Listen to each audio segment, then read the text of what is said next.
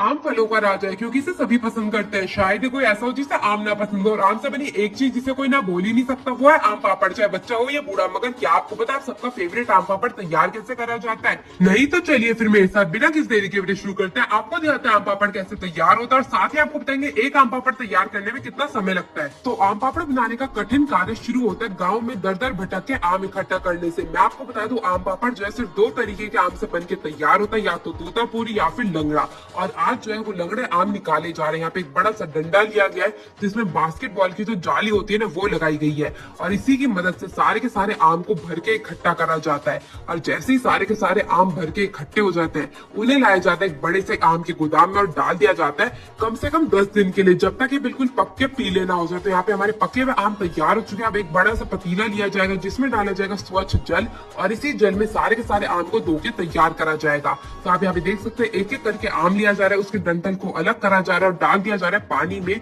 अब पानी में सारे के सारे आम को बिल्कुल बढ़िया तरीके से साफ करा जाएगा ताकि उसमें कोई भी गंदगी ना हो, मिट्टी ना हो। उन्हें निकाल के रख दिया जाएगा दूसरी बाल्टी में। अब इस बाल्टी में हर एक आम के टुकड़े करे जाएंगे। मैं आपको बता दूं आम पापड़ बनाने के लिए ना आम को भी बड़े स्टाइल से काटा जाता है।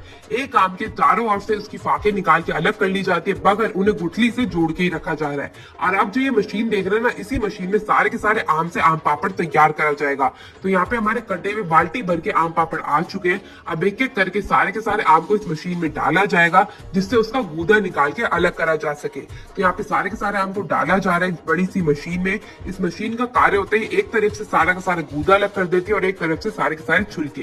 तो आप यहाँ पे देख सकते हैं सारे के सारे छिलके बाहर आते जा रहे हैं जिसमें बिल्कुल भी गूदा नहीं है। गुठली और छिलके उस दोनों ही चीजें इस मशीन में अलग हो जाती है।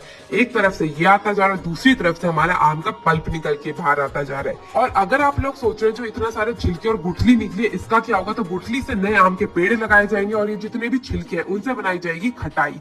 तो आप यहाँ पे देख सकते हैं सारी की सारी चीजें बिल्कुल बढ़िया तरीके से अलग हो चुकी है। और हमारे जो आम का रस निकला था उसका भी पतीला बिल्कुल भर के तैयार हो चुका है। अब इसमें डाली जाएगी ढेर सारी चीनी। जो आप ये चीनी का बिल्कुल भरा हुआ कट्टा देख रहे हैं ना, ये पूरा का पूरा इसमें डलने वाला है। भाई ये सुन के तो मैं हैरान ही रह गई थी, इतना मीठा होने के बाद भी खट्टा कैसे लग जाता है आम पापड़। तो आप यहाँ पे देख सकते हैं कट्टा खुल चुका है। इस कट्टे को सीधा का सीधा लिया जाएगा और पलट दिया जाएगा इस मैंगो प्यूरी में।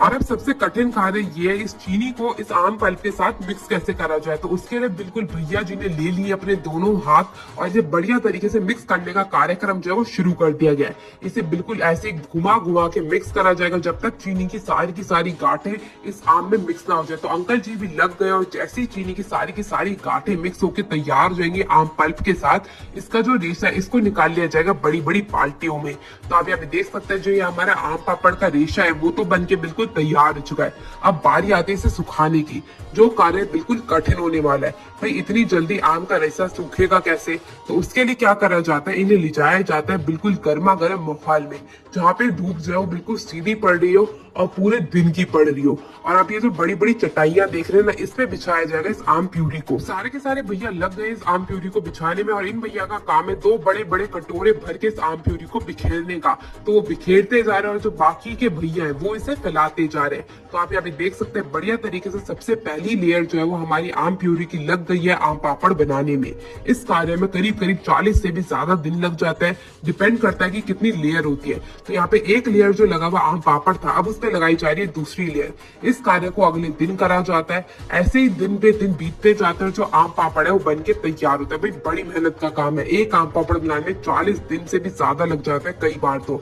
और अगर बारिश पड़ जाए तो सारा का सारा माल हो जाता है बिल्कुल खराब, क्योंकि इसे रात दिन ऐसे ही पड़े रहने देते हैं तभी ये बिल्कुल बढ़िया तरीके से सूख के तैयार हो पाता है। मैं आपको बता दूं आम पापड़ बनाना बहुत ही कठिन है क्योंकि आपको पूरे दिन की धूप झेलनी होती है, इसे ऐसे ही फैलाना होता है, जिस कार्य में आपकी कितनी मेहनत लगती होगी ये तो आप लोग सोच ही सकते हैं। अब जो ये आपके सामने ये 35 दिन पुराना आम पापड़ है जिसके ऊपर एक एक कटोरा भर के आम का पल्प डाला जाएगा और उसे बढ़िया तरीके से फैला के तैयार करा जाएगा। और जैसे ही फिर 40 दिन बीत जाएंगे इस कार्य को करते करते हमारा आम पापड़ जो है वो बन के तैयार तैयार हो जाएगा। तो ये वाला जो है सूखा आम पापड़ है जो बन के बिल्कुल तैयार हो चुका है। अब इसे ले जाया जाएगा अंदर फैक्ट्री में और दोबारा से सूखने के लिए डाल दिया जाए कम से कम 2 दिन के लिए। अब यहाँ पे 2 दिन बीत चुके हैं और यहाँ पे हमारा आम पापड़ बन के बिल्कुल तैयार है। तो कटवाते हैं अपने लिए और चख के बताते हैं आपको इसका स्वाद कैसा है। भाई बिना केमिकल के बिना किसी मसाले के तैयार हुआ आम पापड़ की तो भाई बात ही कुछ और होगी, और ऊपर से खेत के ताजे आम हो तो भैया क्या ही कहने। आप यहाँ पे देख सकते हैं हमारा आम पापड़ बिल्कुल बढ़िया तरीके से बन के तैयार हो चुका है। भैया मैंने इसे चखा और मेरे को तो बहुत ही मजा आ गया इसे खा के। अगर आपको भी पसंद है तो जरूर बताइएगा। मैं मिलती हूँ अगली वीडियो में, तब तक के लिए टेक केयर, गुड बाय।